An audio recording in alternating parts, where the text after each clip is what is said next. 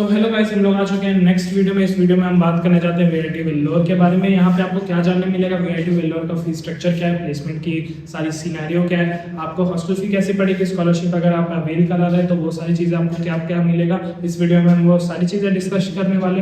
तो फटाफट से अब शुरू करते हैं। वीडियो में कोशिश करूँगा 5 मिनट के अंदर खत्म करने की। तो अगर आप ये वीडियो देख रहे हैं और किसी कॉलेज के साथ कंपेयर करना चाह रहे हैं तो मुझे जरूर बता दीजिएगा कमेंट्स में, मैं अगली वीडियोस पे आपके लिए ले आऊँगा। तो चलिए शुरू करते हैं। तो वीआईटी वेल्लोर के बारे में बात करें तो इसका 3 कैंपसेस हैं, एक चेन्नई में, एक वेल्लोर में और एक भोपाल में। और इस कॉलेज की अगर मैं बात कर लूँ तो ये एक ऑटोनोमस कॉलेज है। और बात कर ले इसकी एआईसीटी अप्रूव की, तो यूजीसी और एआईसीटी अप्रूवल इसको मिल चुकी है। नेक एक्रीडेशन की बात करें तो A++ इसकी रेटिंग है। अभी बात कर लेते हैं इसमें कौन कौन सी फैसिलिटी आपको मिल जाती है। तो एक यूनिवर्सिटी में जो भी बेसिक फैसिलिटी होती है वो आपको सब मिल जाएगी, लाइब्रेरी, हॉस्टल फी, कैफेटेरिया, ये सब सारी चीज़ें। बात कर लेते हैं कि कौन कौन से कोर्सेज हैं और क्या क्या एलिजिबिलिटी है। हम लोग यहाँ पे बात करें बीटेक की, तो स्पेशली हम लोग बात करने जा रहे हैं बीटेक के कौन कौन से डोमेन्स आपको मिल जाएंगे। तो ये सारे डोमेन्स आपके लिस्टेड है, एरोनॉटिकल और भी लाइक ऑटोमोबाइल, ये सब भी अवेलेबल है। पर जो हम लोग मेन ब्रांचेस है उस पर फिलहाल के लिए बात कर रहे हैं। अगर मैं बात करूँ कि बीटेक के लिए अगर आप एलिजिबिलिटी देख रहे हैं और आप चाह रहे हैं कि इस कॉलेज में एडमिशन लेना है तो आपको क्या क्या होना चाहिए स्ट्रीम में, तो आप 10+2 विद पीसीएम जरूर होना चाहिए। बीटेक की बात करें तो आप वीआईटी का जो एंट्रेंस एग्जाम होता है वो आपको देना चाहिए, या फिर आप जेईई मेंस की प्रिपरेशन करके वो दे सकते हैं। ये दोनों एक्सेप्ट कर रहे हैं एग्जाम। बात कर लेते हैं मिनिमम एग्रीगेट परसेंटेज की, तो 60% आपकी होनी चाहिए बोर्ड्स में। और अगर आप बायोटेक्नोलॉजी ऑप्ट कर रहे हैं तो आपके साथ बायोलॉजी होनी चाहिए। तो चलिए बात कर लेते हैं बीटेक फी स्ट्रक्चर के बारे में। तो इस कॉलेज का सिनेरियो थोड़ा सा डिफरेंट है। ये 5 कैटेगरी लाता है फी स्ट्रक्चर की। आपकी जैसी रैंक आएगी वीआईटी एग्जाम में, जो एंट्रेंस एग्जाम आप दोगे और जेईई मेंस के एग्जाम दोगे, जैसी परसेंटाइल आएगी उस बेसिस पे आपको वहाँ पे फी देनी पड़ेगी। तो कैटेगरी 1 जहाँ पे आपकी कट ऑफ जो रहती है मतलब 100,000 रहती है, अगर मैं मान के चलो अप्रॉक्स मान के चल रहा हूँ, तो आपको फी वहाँ पे अराउंड 2 लाख देखने को मिलेगी और वो धीरे धीरे बढ़ते जाती है।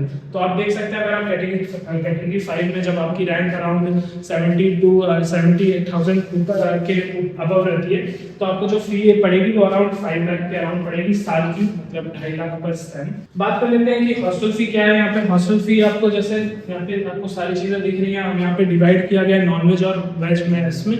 तो अगर आप हॉस्टल ऑप्ट कर रहे हैं और रूम के साथ ऑप्ट कर रहे हैं तो वहाँ पे आपको देखना पड़ेगा इसका ब्रोशर। अगर आप कहिएगा तो मैं ब्रोशर यहाँ पे कमेंट में या फिर डिस्क्रिप्शन में उसका लिंक डालूंगा, क्योंकि आप जब देखोगे तो आपको समझ आएगा। क्योंकि 3 सीटर 4 सीटर ये सारी हॉस्टल आपको लाइक फूड के साथ मिलेंगे। और वेज और नॉन वेज का थोड़ा डिफरेंस है फी का, तो वो आप ध्यान में रखना। बात कर लेते हैं यहाँ पे जो स्कॉलरशिप्स की है।